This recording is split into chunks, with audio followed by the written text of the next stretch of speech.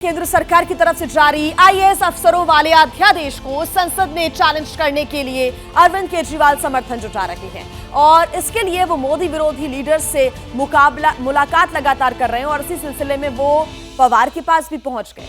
अब बीजेपी इल्जाम ऐसा लगा रही है कि केजरीवाल कल तक जिन्हें भ्रष्ट कहते थे उन्हीं से मदद भी मांग रहे हैं।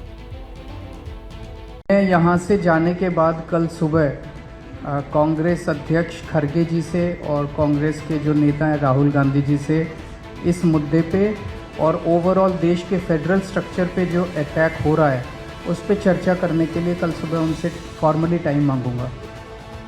केंद्र के साथ छिड़ी अफसरों पर अधिकार की जंग में समर्थन जुटाने के लिए दिल्ली से मुंबई पहुंचे केजरीवाल ने इस एक बयान से अपने आगे के पॉलिटिक्स की पूरी पिक्चर क्लियर कर दी। ऐलानिया तौर पर बता दिया कि अब कांग्रेस से अदावत नहीं निभाएंगे। दिल्ली में आईएएस ऑफिसर्स की ट्रांसफर पोस्टिंग से केजरीवाल का कंट्रोल खत्म कर चुकी केंद्र सरकार अध्यादेश को कानून में बदलने की तैयारी करेगी और आम आदमी पार्टी अध्यादेश को अदालत से लेकर संसद तक चैलेंज करने के लिए ताल ठोक रही है। केजरीवाल को मालूम है कि ये काम राज्यसभा में 10 सांसदों वाली उनकी पार्टी के बस की बात नहीं, इसीलिए वो मोदी विरोधी खेमे का समर्थन जुटाने की कोशिश कर रहे हैं और इसी सिलसिले में बुधवार को उद्धव ठाकरे से मिले और अब दल बल के साथ शरद पवार के दरवाजे पर पहुंच गए। मुंबई में मीटिंग पॉइंट पहले से फिक्स था। वाईबी चौहान सेंटर में शरद पवार मौजूद थे। अजित पवार, छगन भुजबल, सुनील तटकरे जैसे एनसीपी के सीनियर लीडर्स पहले से इंतजार कर रहे थे। केजरीवाल पहुंचे तो केंद्र को घेरने के प्लान पर मीटिंग हुई और फिर बयान सामने आ गया। हमें आश्वासन दिया है कि जब ये बिल राज्यसभा में आएगा तो राज्यसभा में इस बिल को पास नहीं होने देंगे। ये दिल्ली की लड़ाई नहीं है, दिल्ली के लोगों के साथ जो हो रहा है ये पूरे फेडरल स्ट्रक्चर की लड़ाई है। शरद पवार की एनसीपी ने राज्यसभा में केजरीवाल को समर्थन का भरोसा तो दे दिया, लेकिन सवाल यह है कि अगर केजरीवाल मोदी के खिलाफ खड़ी सारी पार्टियों को मिला भी लें तो क्या वो अध्यादेश को पास होने से रोक पाएंगे? ये समझने के लिए राज्यसभा में आंकड़ों का गणित देखिए। बीजेपी के समर्थन में BJP 93, BJD 9, AIADMK 4, YSR Congress 9। अब जरा जानिए कि आम आदमी पार्टी के समर्थन में कौन है।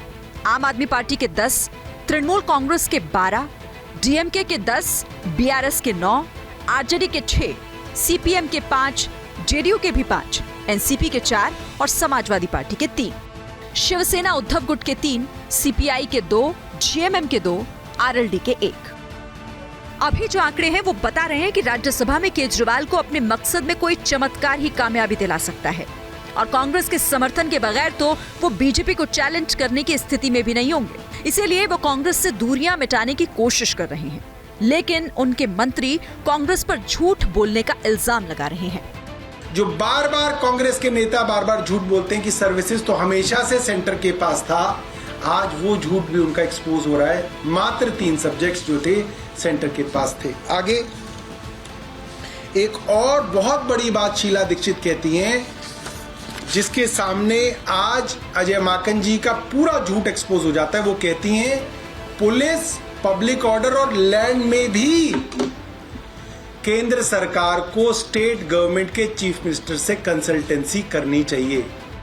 अभी इस पर कांग्रेस की प्रतिक्रिया का इंतजार है, लेकिन राज्यसभा में फिलहाल जो नंबर्स हैं वो बता रहे हैं कि बीजेपी से पार पाना फिलहाल केजरीवाल के लिए मुश्किल है। तो सवाल है कि ये सारी कवायद क्यों?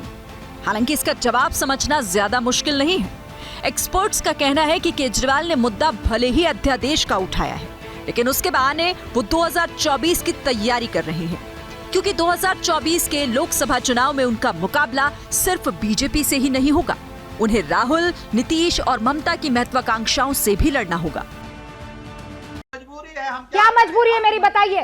मैं अभी आपको बताती हूँ कि मैंने ओए होए होए होए नमकीन के चटकारे लेते हुए टकटकी मार के डिबेट शो को पॉज रिपीट कर करके देख रहे हैं जोगिंदर जी। इनकी तरह आप भी देखें अपनी फेवरेट डिबेट्स को रिपीट कर और डाउनलोड कीजिए एबीपी लाइव ऐप अपने स्मार्ट टीवी पर।